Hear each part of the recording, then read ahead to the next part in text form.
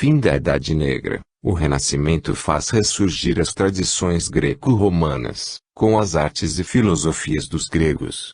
O Iluminismo traz filósofos que também por aqui passaram. O mundo se abre para o saber, com o incentivo à ciência.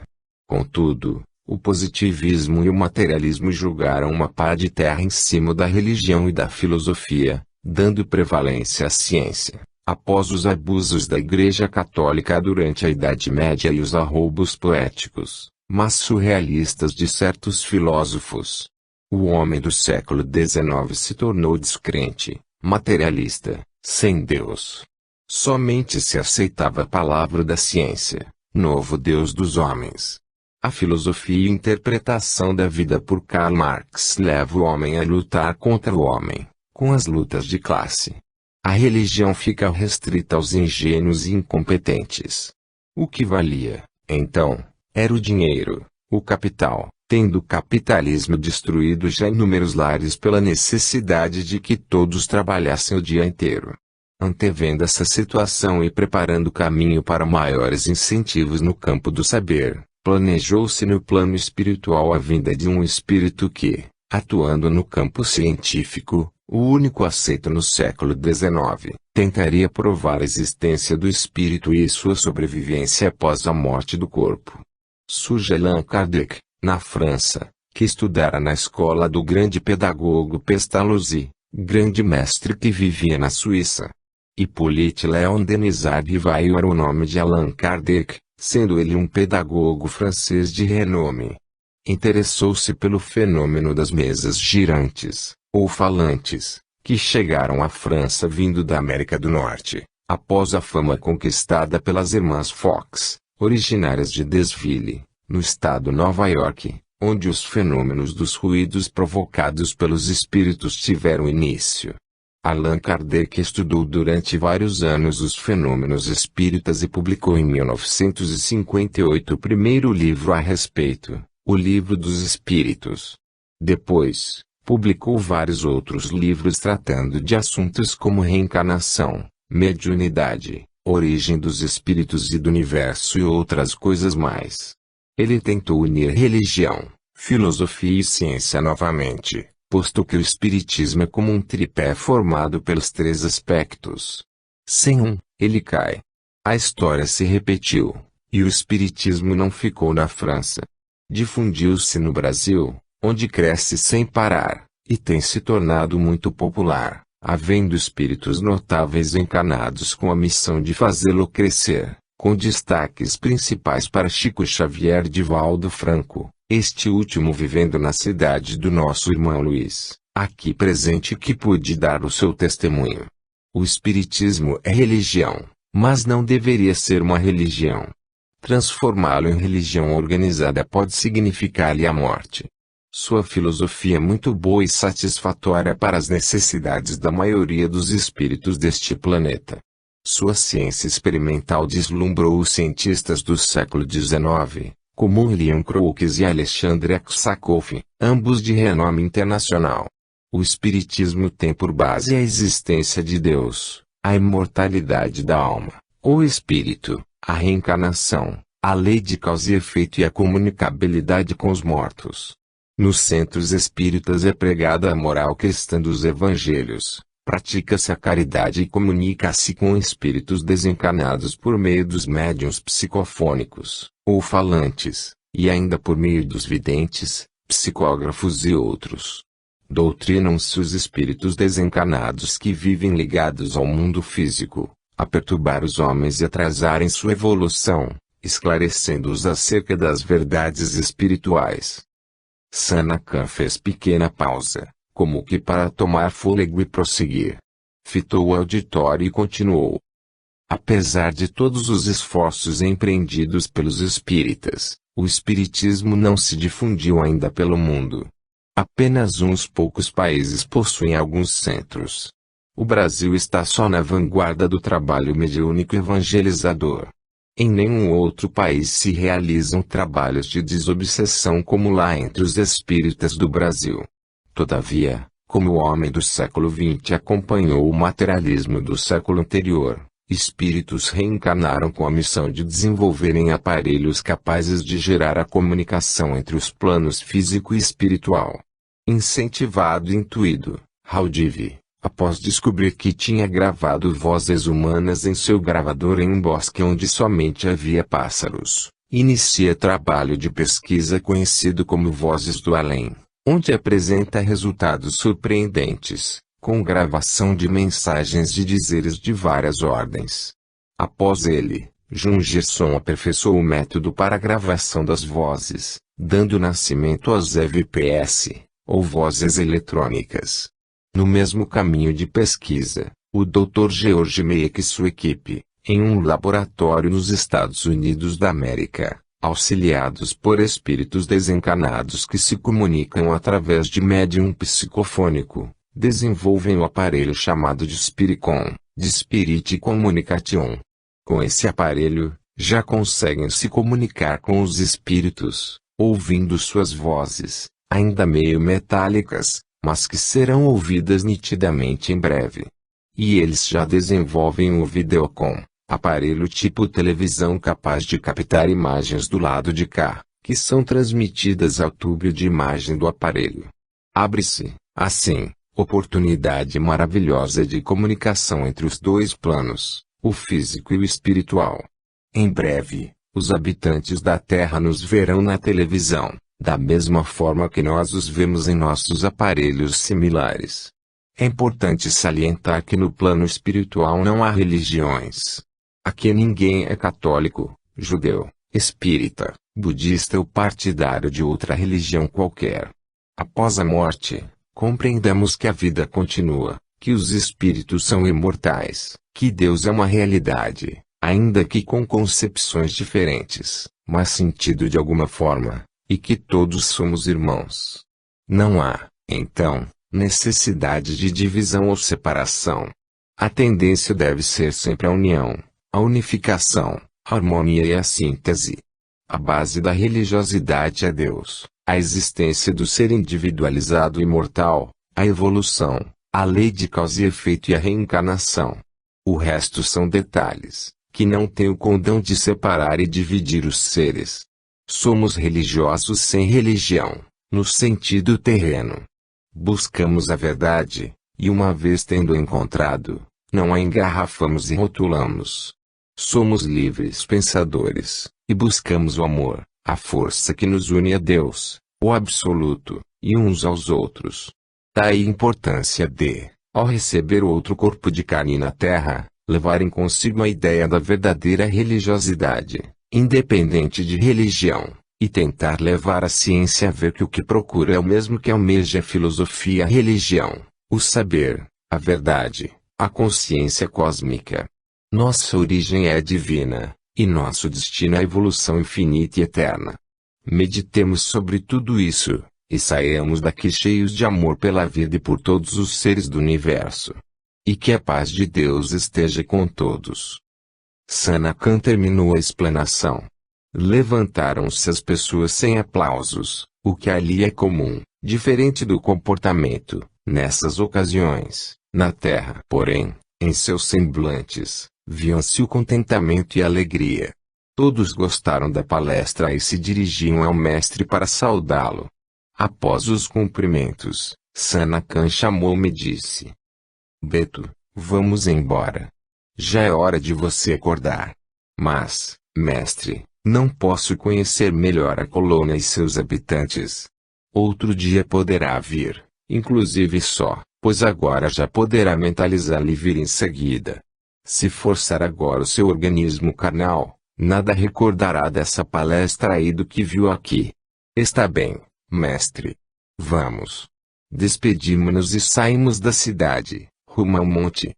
Lá chegando, partimos para o vale, despedindo-se Sanakhan de mim a dizer: vá. Amanhã iremos a uma colônia no umbral. Será uma experiência interessante para você. Muita paz.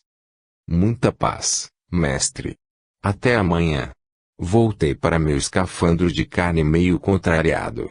Não queria voltar. Conhecer o mundo de lá como conhecia agora me atraía demais, e me fazia descuidar das coisas materiais. Este foi o motivo principal pelo qual, depois de alguns meses, cessassem as experiências fora do corpo. Capítulo 13. Após dia entediante, finalmente deitei-me, relaxei e dormi, saindo do corpo sem problemas. Parti para outro encontro com Sanakhan, que já me esperava. Chegando ao vale, encontrei-o sentado na velha pedra, o que me fez lembrar Dom Juan e seu círculo de poder. Teria uma coisa algo a ver com a outra. Nada lhe perguntei, no entanto, tal ansiedade quis se apoderara de mim, em partir rumo a uma colônia no astral inferior, próximo à crosta terrestre. Muita paz, mestre. E muito amor, meu filho. São duas coisas boas e que nos dão felicidade. Foi um símbolo bonito usado pelos hippies. Pena que o deturparam, mestre. Onde vamos hoje? A colônia Nova Esperança. Onde fica? Quis saber. Próximo à cidade do Salvador, onde você mora, porém no plano astral inferior, ou no início do plano espiritual, se prefere.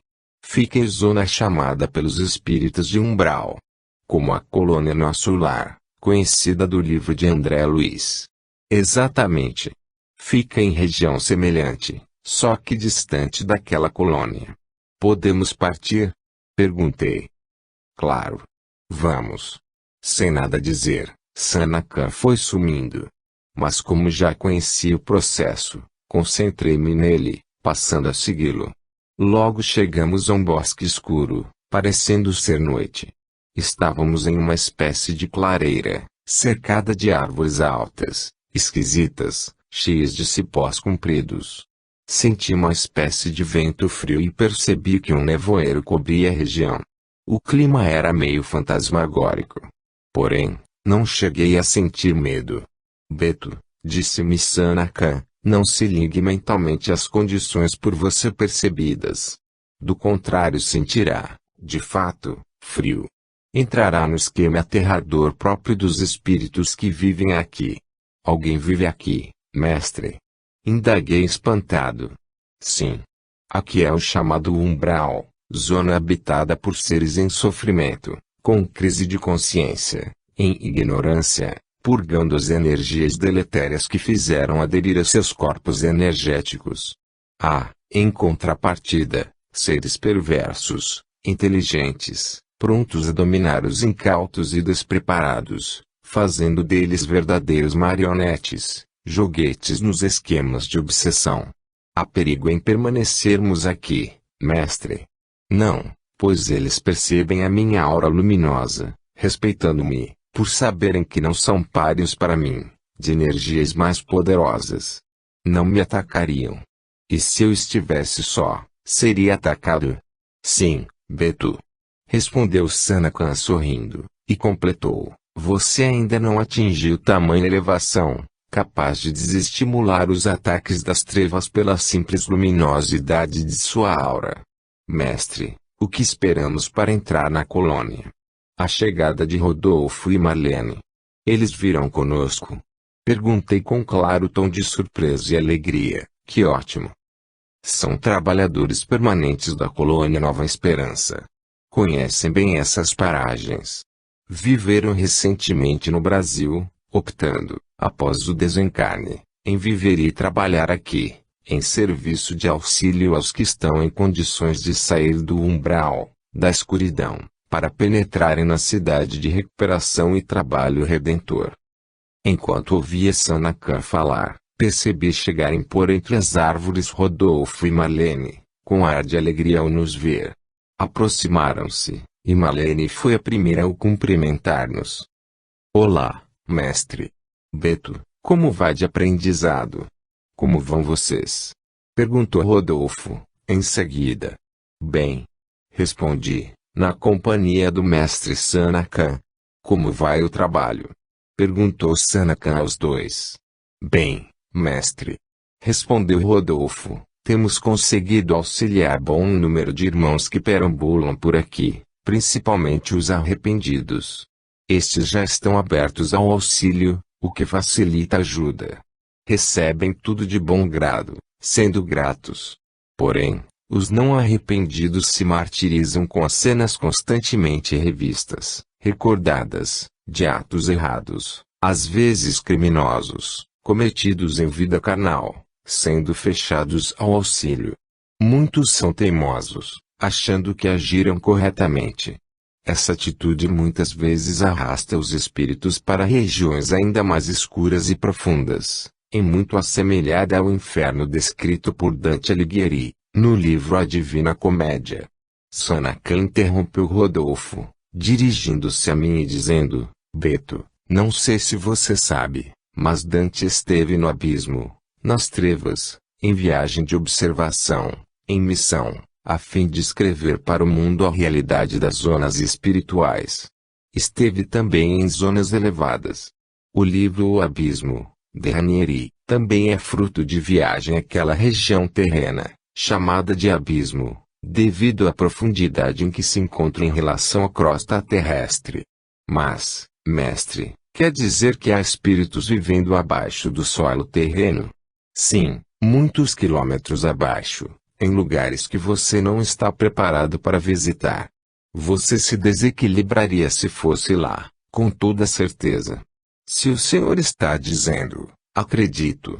Mestre, podemos entrar na colônia. Disse Marlene. Então vamos. Concordou Sanachan. Caminhamos durante alguns minutos, dentro de minha percepção de tempo terrena, não sabendo se tem correspondência com o tempo naquela dimensão. Mais tarde, descobriria que o tempo é diferente nos planos físico e espiritual. Chegamos frente à grande muralha, de enorme portão, o que me fez lembrar a cidade medieval, ou mesmo Jerusalém antiga. Ao aproximarmos-nos do portão, ele se abriu, uma banda para cada lado, sem que víssemos ninguém. Começamos então a entrar, tendo feito pergunta a Rodolfo, a fim de matar minha curiosidade habitual. Porque o portão é aberto sem antes identificarem as pessoas que dele se aproximam. Não há perigo de entrarem invasores da zona umbralina, espíritos perturbadores. Não, Beto. Respondeu Rodolfo, sorrindo. Aqui foi desenvolvido um moderno sistema de identificação da aura, pelas suas cores, o que dá para se saber o nível do espírito que emite, suas emoções e pensamentos. Há acima do portão uma espécie de câmera que filma automaticamente qualquer um que se aproxime. A depender das cores detectadas é acionado ou não o dispositivo que faz abrir o portão, sem que seja preciso a permanência de guarda ou vigia, como em tempos passados. Aberto o portão para alguém entrar, em poucos instantes ele se fecha, sendo mais rápido esse ato quando é detectada a aura escura se aproximando. A aura, o ovo áurico que nos envolve, serve para nos identificar quanto aos padrões morais, intelectuais e físicos ou astrais, para os desencarnados. Ao terminar as explicações de Rodolfo, que muito me surpreenderam, face ao engenho moderno e científico utilizado na colônia espiritual, percebi que já percorríamos rua larga, com pavilhões de um andar apenas, que se assemelhavam a um hospital. As paredes eram brancas, o que reforçava minha suspeita. Aqui, nesses pavimentos, logo após o portão, ficam os centros de atendimento de primeiros socorros. Para aqui são trazidos os espíritos resgatados das zonas escuras e sombrias do umbral deste plano que se encontram em piores condições de degeneração do corpo astral ou perispírito. Pessoas que desencarnaram através de doenças e acidentes também são trazidas para cá, às vezes diretamente da crosta terrestre, outras vezes após passarem tempo nas zonas contíguas à colônia. Vi dois jovens vestidos de branco, caminhando em pátio que ficava à frente do pavilhão, que se estendia por mais de 100 metros, e tendo diversas divisões. São médicos, Beto. Adiantou-se Marlene. Trabalham aqui há poucos anos. Aprofundam os conhecimentos que obtiveram na Terra, em faculdade de medicina, tendo desencarnado ainda quando estudantes. Prosseguimos caminhando. Ao chegarmos a um pequeno edifício de 2 andares, azul claro, de porta larga, Marlene se adiantou a explicar-nos. Aqui é o centro de triagem e encaminhamento.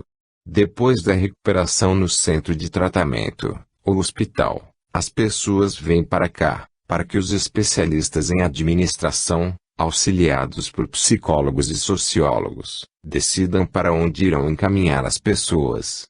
Alguns vão para o centro de esclarecimento e reeducação, por terem desencarnado sem conhecimento da vida após a morte, totalmente ignorantes quanto à vida neste plano, e sua condição de espírito desencarnado. Muitos são resgatados na terra e no astral inferior ainda sem saber que morreram.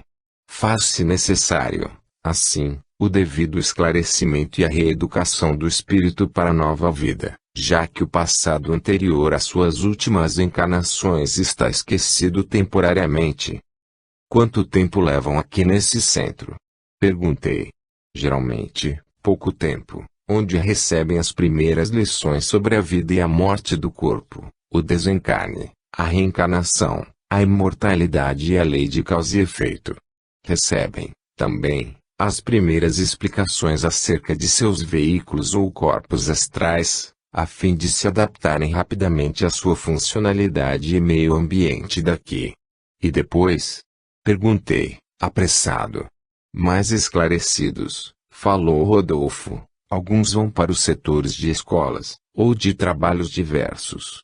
Os que possuem menos conhecimento geralmente passam por escolas, onde aprendem muito sobre a evolução espiritual e a necessidade de trabalho. Depois do estudo, vem o trabalho propriamente dito, bastante variado. E os que chegam aqui possuindo já conhecimento dessas coisas? Perguntei. Se não precisarem de tratamento médico, passam pela triagem e são encaminhados para setores de escolas ou de trabalho. Respondeu Marlene. E há controle do número de espíritos que chegam aqui, para fins de se evitar superpopulação? Perguntei. Claro, respondeu Marlene. A administração controla isso. Estão informados sobre todos que aqui chegam, bem como sobre todos que deixam a colônia, reencarnando ou indo para outra colônia ou posto de serviço avançado no umbral. Quer dizer que há controle da população? Sim.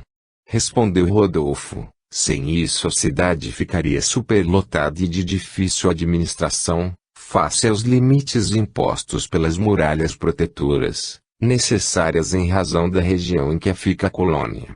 Além de estudo e trabalho, que outras atividades há aqui? Perguntei, como sempre, curioso.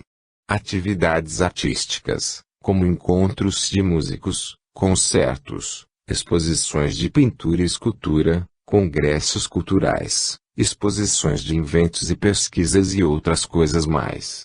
Muitos espíritos levam para a Terra ideias encontradas aqui. Copiam invenções, obras de arte e música. Os autores não se preocupam com os direitos autorais, posto que aqui não existe dinheiro, como na Terra. Aqui vigora o sistema bônus hora. O que vale é o trabalho produtivo, seja ele qual for. 1 hora de trabalho tem o mesmo valor para o médico e para aquele que resgata o doente por aí afora. O engenheiro que usa a sua concentração e esforço mental para construir casas, recebe em 1 hora o mesmo quinhão que o guarda de segurança que acompanha as equipes que saem nas regiões perigosas. O controle é feito pelo tempo de trabalho, não pela espécie. E aqui todos trabalham com amor, com vontade, fazendo o que gostam. Ninguém é forçado a trabalhar em função que não goste. Há enorme respeito aos dons e aptidão de cada ser. Se isso fosse feito na Terra, disse Marlene, referindo-se ao sistema do bônus hora, as pessoas viveriam muito mais felizes. Exatamente. Acrescentou Sanakan, calado até então, o problema está no egoísmo, e na supervalorização de certas tarefas em detrimento de outras.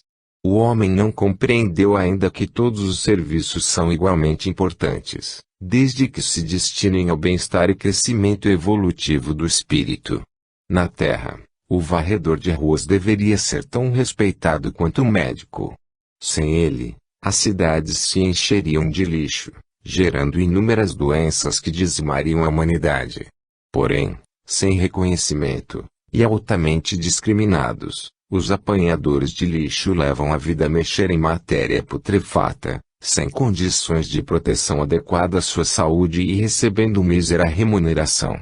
O sistema de salário em alguns países, como o Brasil, ainda é por demais primitivo e injusto, fruto do egoísmo dos empregadores e empresários e de economistas míopes que não percebem que sem poder de compra não pode haver crescimento da produção, permanecendo o mercado estacionado e os empregados a passarem fome.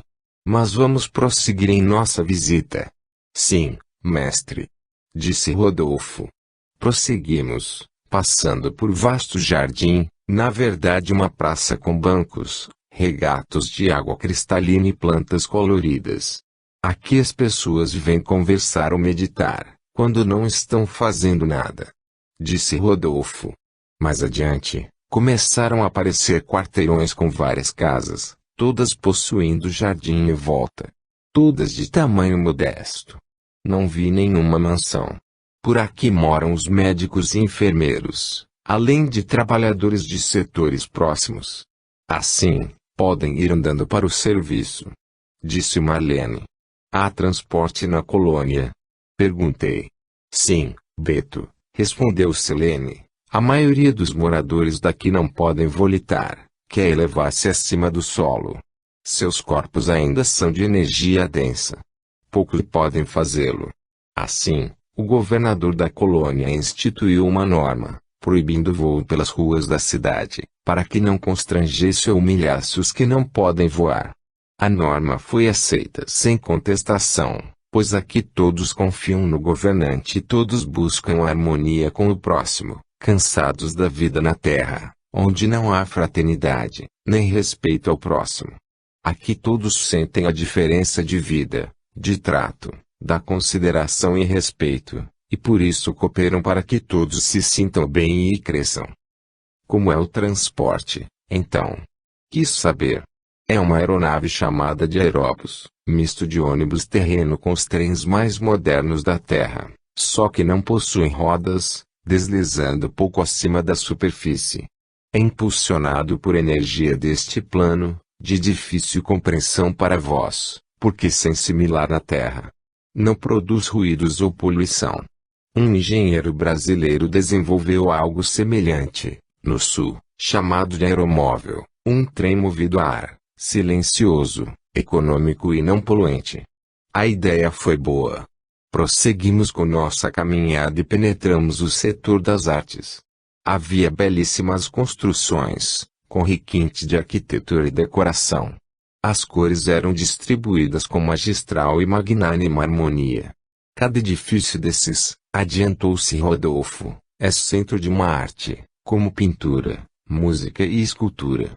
Os artistas se desenvolvem e criam aqui, fazendo a colônia mais alegre em suas cores, ritmo e estética. Agora penetramos a zona das escolas. Falou Rodolfo ao prosseguirmos a caminhada. Ali fica a academia médica, onde se aprende tudo sobre o corpo humano, com réplicas quase vivas do organismo humano terreno. Aprende-se, também, muito sobre a organização e funcionamento dos outros corpos mais sutis, como o astral, o mental e o causal, conforme nomenclatura da teosofia de Helena Blavatsky. Mais ali adiante é a Academia de Física, seguida da de Química.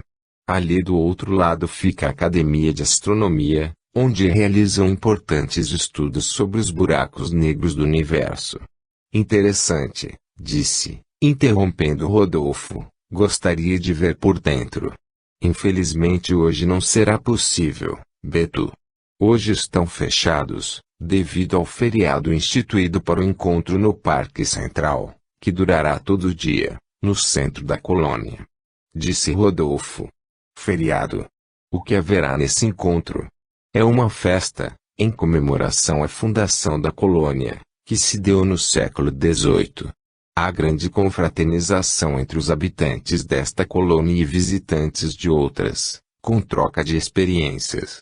E mais tarde haverá a fala de Shigabuzi, um espírito muito elevado que nos visita. Sobre o que falará? Perguntei. Sobre o amor. Será uma palestra rápida. Ele não é de falar muito. Shigabuzi por aqui. Que coincidência, disse Sanakan. O senhor conhece, mestre? Perguntou Rodolfo. Sim, fomos amigos na China, há muito tempo atrás. Viveu em mosteiro na mesma província em que eu vivia. Já nos encontramos em outra colônia, em plano mais elevado. Prossigamos, então. Convidou-nos Marlene. Seguindo, passamos pelo setor de alimentação. Nos planos mais elevados, os espíritos não comem ou bebem, o mesmo acontecendo com alguns espíritos daqui. Porém, a maioria recém-desencarnado ou recém-saída do umbral ainda sente fome e sede. Você sabe que a mente comanda tudo. Se há apego ao alimento, a sensação de estômago cheio, de fato o espírito sente a fome. Assim, devido a essa necessidade dos habitantes da colônia, foi decidido que seria elaborado um alimento energético, com aparência de certos alimentos terrenos. No entanto, não é isso que mantém a vida do espírito, mesmo porque, se o espírito não ingerir esses alimentos, não morrerá. A fonte energética do ser é outra. Ouvi as explicações de Rodolfo enquanto caminhávamos, aproximando-nos de grande praça, repleta de árvores e gente. Grama baixa e macia cobria todo o espaço, como o tapete convidando a deitar sobre ela.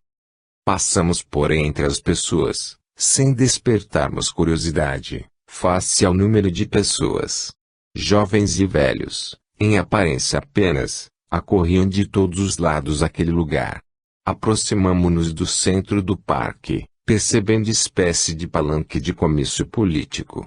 Havia um homem falando, aparentando uns 50 anos, porém, sei que isso nada tem a ver com a idade do espírito, que pode assumir a forma que desejar. E como governador desta colônia, posso afirmar-lhes que tenho me realizado. Dizia o homem, tenho tido oportunidade de trabalho, que muito me faz crescer. Espero contar sempre com a colaboração de todos os irmãos, que tanto cooperam para o bem-estar geral da comunidade. Fez pausa, o governador, e prosseguiu. Hoje, teremos alguns momentos da palavra do irmão Shigabuzi, tão ligado a tudo quanto possa dizer respeito ao amor. E sobre isso é que nos falará. Silenciou, enquanto se aproximava um homem de notável aspecto, porte elegante, roupas brancas como a neve, olhos puxados e sem barba. Seu semblante era o de um sábio chinês. Paz para todos. Começou dizendo e continuou, é por amor que agora estou aqui. Amo todos vocês e me sinto honrado com a presença amorosa de todos. Posso sentir as vibrações de vocês chegando a mim. Sei que a maioria de vocês esteve na Terra, há bem pouco tempo, tendo atravessado turbilhões de provações e expiações, e tendo aprendido muito, o que sem dúvida servirá de substrato para maior crescimento espiritual. Parou de falar por um segundo, fitando ao longe a multidão que o escutava, apesar de não haver sistema de som como acontece na Terra. O Espírito puro, a consciência pura, o Absoluto, o Deus, é essencialmente amor, uma força de absoluta atração, que faz com que todas as partículas do universo estejam ligadas indissoluvelmente, ainda que em aparência vejamos a separação. Na atração entre o núcleo de um átomo e os elétrons, ou entre os planetas que giram em torno do Sol, ou ainda entre casal de qualquer espécie onde exista polaridade sexual, há a viva presença desse amor. Ele está em tudo. No início de nossa evolução, quando somos emanados do Absoluto, de Deus, do Tal, saímos do estado de consciência total, aberta, para o de consciência individualizada, fechada, sofrendo redução e limitação, tanto em relação à nossa espacialidade, quanto em relação à consciência. Depois de percorrido um caminho de envolvimento em energias cada vez mais densas e chegando ao plano físico em um planeta qualquer, iniciamos o processo de abertura de consciência. Este se inicia propriamente com o surgimento da vida orgânica, com a célula primitiva, que já se relaciona mais abertamente com o meio. Depois, em fase animal, É importante o surgimento do cérebro, dos olhos e dos ouvidos, fazendo o ser se abrir para o exterior. Quando o homem, o espírito atinge a autoconsciência, grande passo na abertura de consciência. E a linguagem falada, que surge após a evolução das cordas vocais no reino animal, trouxe a grande oportunidade de relacionamento entre os espíritos, utilizando-se os símbolos dos sons que representam as ideias e objetos. Tudo isso tem feito com que o espírito se abra cada vez mais para o universo, abrindo sua consciência. A evolução tem amadurecido o amor, nas fases animal e hominal, principalmente, com a maternidade dos mamíferos e o surgimento da família, já no meio dos animais. Os laços sanguíneos desenvolvem os laços espirituais. A família cumpre seu papel de levar os seres a se amarem.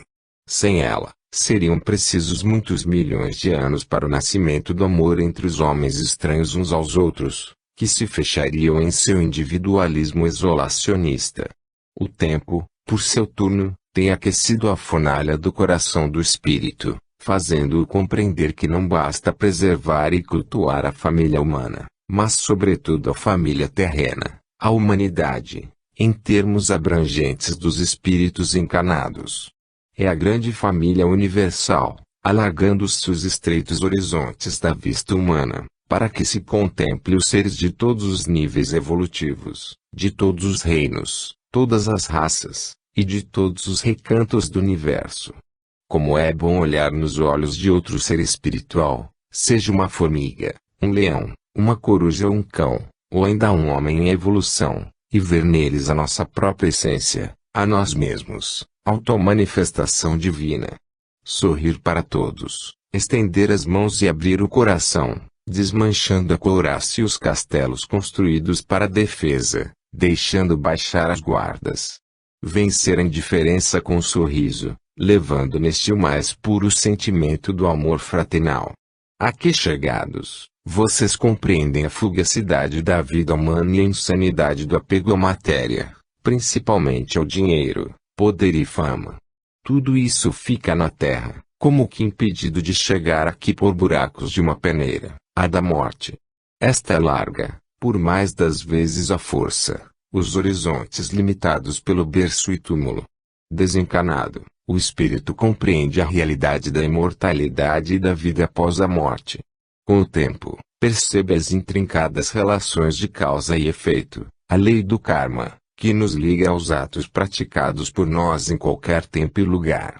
Nenhum desequilíbrio causado passa desapercebido, e vem, muitas vezes, dores e sofrimentos retificadores, não como punição, mas como bênção, como remédio a curar a doença, que muitas vezes se faz de forma dolorosa, como injeção curadora. Não há castigo, nem punição, mas experiências retificadoras do comportamento do ser, com vistas ao seu crescimento espiritual. E a melhor forma de crescermos sem percorrermos a via da dor, ou de anular a dor, é trabalhando pela nossa própria evolução e a dos outros seres, com o máximo de amor. Não ser caridoso, mas amoroso. Não dar por dar, mas fazê-lo por amor e com amor. Solidariedade e fraternidade. Estamos todos no mesmo mundo, no mesmo universo, e somos todos filhos da única realidade transcendente, Deus. Ele é amor e paz. Somos como Ele, e vivemos por Sua vontade. Assim, devemos amar, fazendo não só desta comunidade, ou deste planeta, mas de todo o universo um lugar em que os seres se amem, vivam em paz e em harmonia. Aproveitem a estada no mundo terreno, ao retornarem pela via da reencarnação, para amarem intensa e imensamente, sem distinguir sexo, raça, cor, religião ou ideologia. O espírito e o amor não comportam distinção nem separação. Amem e deixem-se amar. Sejam felizes. Muita paz. Terminou Shigabuzir de falar, deixando grande alegria nos rostos dos presentes. Sanakan foi até o palanque, deixando-me com Marlene e Rodolfo. Conversou ligeiramente com o palestrante depois de abraçá-lo, e voltou para junto de nós. Podemos ir. Quero que você registre em seu cérebro físico o máximo possível do que aqui viu e ouviu. Por isso, não podemos nos demorar mais. Disse Sanaka. Está bem, mestre. Vamos. Deixamos o Parque Central, percorrendo o mesmo caminho. Conversamos sobre o tema exposto até o portão. Ali chegando, Rodolfo e Marlene se despediram, dizendo terem serviço a esperá-los. Sanaka acompanhou-me na viagem de volta ao vale. De lá, segui só para casa. Capítulo 14. Estava ainda no mês de setembro de 1978. Fazia alguns dias que abandonara a faculdade, em decisão de não mais estudar, mas apenas preparar-me para ir à Índia. Tomara essa decisão após muita meditação, e após perder, por completo, o entusiasmo com a faculdade e o curso de arquitetura. Depois de tomar conhecimento da filosofia oriental, e algumas práticas, como a yoga, passei a pensar que melhor seria morar alguns anos na Índia, aperfeiçoando-me e desenvolvendo minhas faculdades psíquicas, e depois retornar ao Brasil, para minha missão. Essa ideia consolidava-se em minha mente, como se não tivesse retorno. E então decidi começar a preparar minha mãe e alguns irmãos para a separação inevitável. Comecei a comprar algumas coisas para levar comigo, como mochila, cantil, barraca e lanterna. E levaria cobertor e algumas mudas de roupa. A esse tempo, dava aulas particulares, posto que eu sabia um pouco de matemática, aprendida no colégio militar e no curso que fiz no Rio de Janeiro, em 1977. Com o dinheiro que recebia pelas aulas, comprava livros e os objetos que levaria na viagem. Segundo meus planos da época, pretendia juntar dinheiro para a passagem e se possível iria de navio. Na Índia, andaria de trem, carona e a pé, rumando para o norte, até alcançar o Nepal. Minha grande atração era pelo Himalaia, terras de mistérios e encantamentos, onde outrora viviam os yogis em suas vidas reclusas de meditação e práticas de técnicas da yoga. Pretendia procurar algum entendido em filosofia yogi, Vedas e Upanishads, para aprender com vontade e crescer mais espiritualmente, antes de voltar para o Brasil. Andar o dia inteiro a meditar sobre a origem da matéria e do espírito, após ter lido sobre o assunto em alguns livros. Não encontrei harmonia entre os autores, mas divergências várias. Cada um defendia um sistema filosófico para explicar as origens da matéria e espírito. O espaço e o tempo também eram objeto de especulações e divagações para os autores e também para mim. Sempre fui livre pensador, desde os 11 anos nesta encarnação e tempos remotos vividos na Grécia, China e Índia. Jamais me prendi definitivamente a qualquer explicação ou sistema filosófico. Sempre me senti à vontade para mudar de opinião quando passava a enxergar mais profundamente os fenômenos da vida espiritual e as coisas do universo. E os assuntos matéria, espírito, espaço e tempo, constituíam para mim pontos básicos e fundamentais no quebra-cabeças do universo. Dessa forma, resolvi conversar com Sanaka a respeito desses assuntos, na tentativa de obter esclarecimento. À noite, saí do corpo e rumei ao seu encontro. Chegando na cabana, entrei e encontrei o mestre a meditar, observando algo no centro da sala. Olá! Disse-me, estava à sua espera. Muita paz, mestre. Estava ansioso por vê-lo. Alguns problemas filosóficos perturbam o meu juízo. Pensei, então, que talvez o senhor me pudesse ajudar. Se puder, estou às suas ordens, meu filho. Do que se trata? Sente-se. Sentei-me a seu lado, acalmando meus pensamentos, pela simples presença de Sanaka e o ambiente energético de sua cabana. Mestre, tenho meditado sobre a matéria, energia, espírito, espaço e tempo e tenho esbarrado em dúvidas e conflitos atrozes, que às vezes me colocam em xeque-mate. Ao ouvir o que disse, Sanaka sorriu. Beto, às vezes, Quando buscamos de forma mais profunda respostas para as questões mais complexas da vida e do universo, realmente nos vemos impotentes para encontrar explicações para tudo, devido aos nossos limites.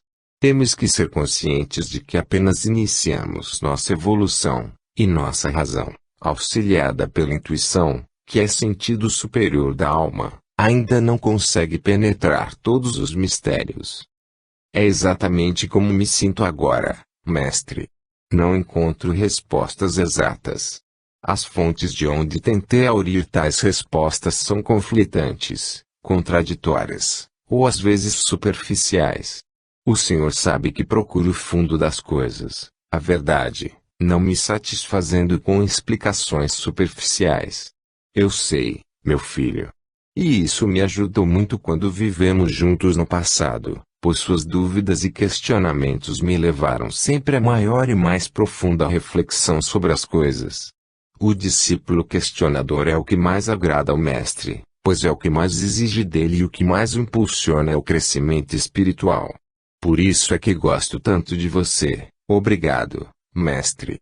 Senti-me contente com tal declaração de amor, que teve o efeito de acender, ainda mais, meu ímpeto de questionar e buscar incansavelmente a verdade, o saber.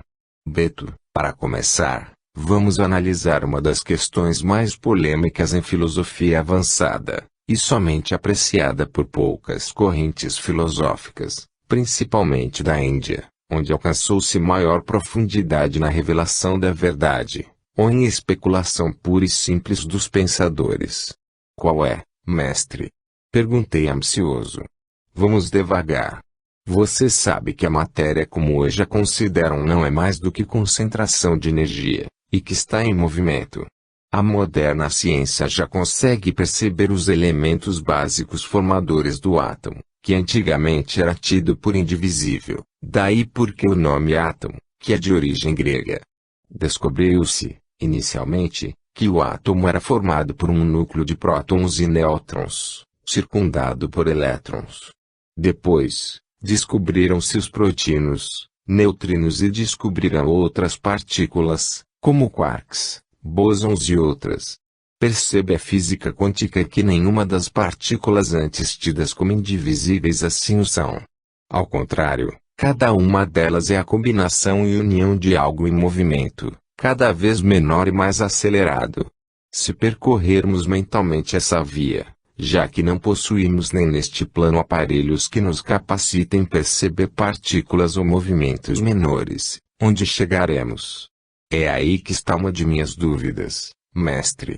Respondi. Só há duas correntes básicas, que diferem essencialmente entre si que são seguidas, ora uma, ora outra, pelos diversos filósofos. O livre pensamento especulativo do espírito leva a especular sobre coisas, tentando encaixar o fruto de sua imaginação especulativa buscadora às percepções da realidade, ou, de outra forma, tentam adequar suas criações especulativas a modelos ou sistemas filosóficos lacunosos. Se encaixam, são aceitáveis, se não, são abandonados, por insuficiências racional e lógica. Quais são as duas linhas? Perguntei. Uma imagina que, por processo de divisão constante das partículas que formam a matéria, ou seja, dividindo-se cada partícula encontrada após a divisão anterior, chegaremos a uma partícula última, indivisível, o átomo semente, ou a base de toda a energia, matéria, forma e tudo mais que tem consistência. Essa substância última, primordial, comporia o que chamam de energia cósmica, energia divina, fluido cósmico universal ou fluido divino, Prakriti, para Kapila, da Índia, e outros nomes que nos dão a mesma ideia de substância básica e primeira. E quanto à outra linha, mestre? Considera que não há limites à divisão da matéria, partículas ou substância da energia. Não haveria uma partícula última, nem energia primordial, de onde tudo brotaria. Estariam em processo de eterna elaboração e transformação as energias que dão nascimento à matéria. Assim, esse processo não teria tido início, mas viria de um passado sem começo. Mestre, perguntei, quando penso nisso, associo a evolução do espírito. Como o senhor sabe, dentro do espiritualismo há também duas correntes. Uma acha que o ser espiritual, uma vez criado, evolui eternamente ou infinitamente, jamais se reintegrando no absoluto. Já a outra acha que um dia tudo se reintegrará no absoluto, inclusive os espíritos. A relação desses dois sistemas com a base ou substância do universo. Há quem os relacione. Respondeu Sanakhan, completando, acha uns que a base de sustentação do sistema filosófico da evolução espiritual infinita é a existência de um processo eterno de elaboração da substância do universo, em suas diversas fases, como energia, matéria e outras. Acreditam esses que os diversos planos ou dimensões são formados de matérias ou energias diferentes, que por sua vez seriam constituídas de moléculas ou agregados de vórtices de movimento, havendo relação direta entre os planos mais sutis e elevados com as partículas menores. Em outras palavras, as partículas mais antigas em termos de formação seriam a base substancial dos planos mais sutis de energia, ou as dimensões superiores da vida do cosmos. Isso, segundo pensam, explicaria a possibilidade da existência de infinitas dimensões, com gradações infinitas de refinamento e sutileza energética desses planos e ainda dos corpos energéticos envolver os espíritos. Interessante, mestre. E qual a outra corrente?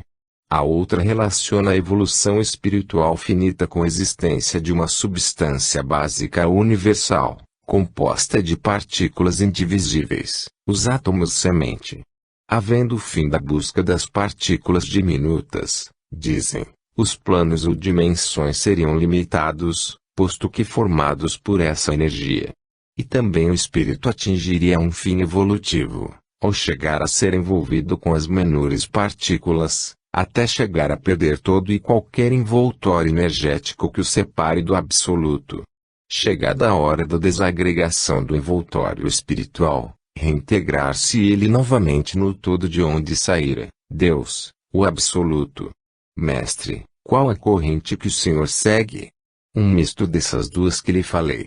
Acredito que a base do universo seja uma energia ou substância formada de moléculas ou vórtices de energia aglomerados de algo desconhecido e incompreensível para mim, que contém em si mesmo uma potencialidade infinita de se combinar, agrupando-se, e dar nascimento ou formar outras substâncias ou energias.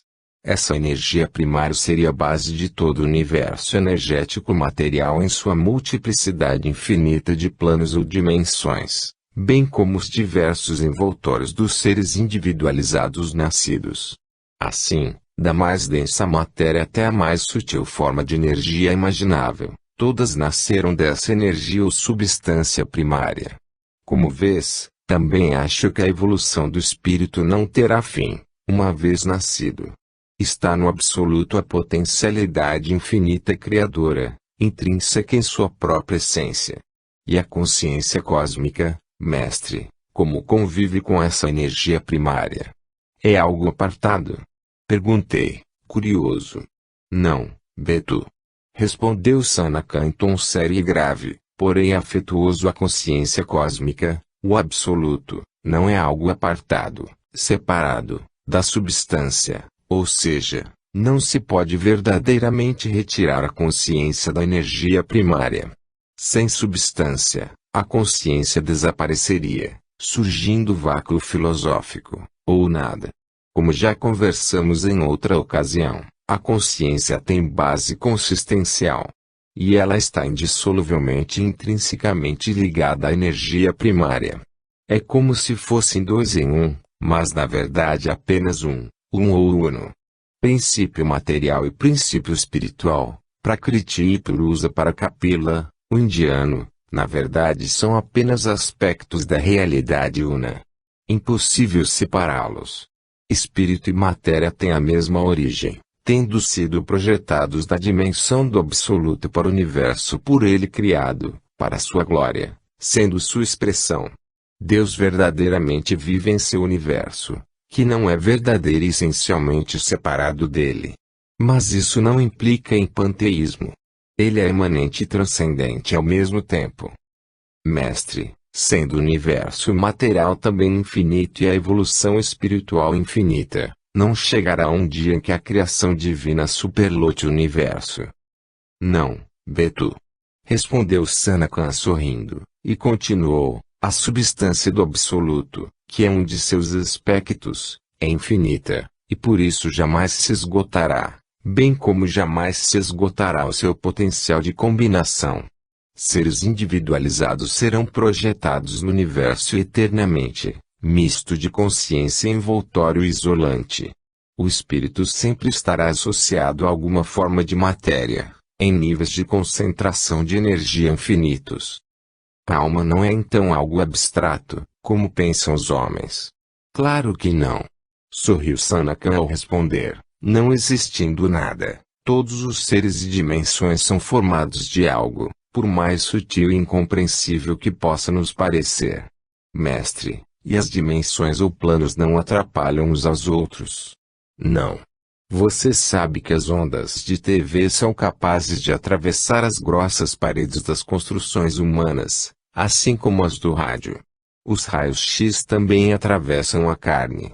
E esses tipos de energia radiante nem de longe se comparam às sutis energias das dimensões espirituais. O espírito influencia a matéria em certas circunstâncias e em certas condições, como, por exemplo, quando estão encarnados, utilizando-se de matéria intermediária entre o plano físico e o plano espiritual, que é o ectoplasma. Fora dessas condições, só mediante o pensamento, que é a energia mais sutil e que pode atravessar o espaço e algumas dimensões. Há, no entanto, planos onde não se utiliza o pensamento articulado como conhecem, que é fruto de sua linguagem simbólica. Há coisas que ainda não podeis conceber. Mestre, é possível se antever o futuro.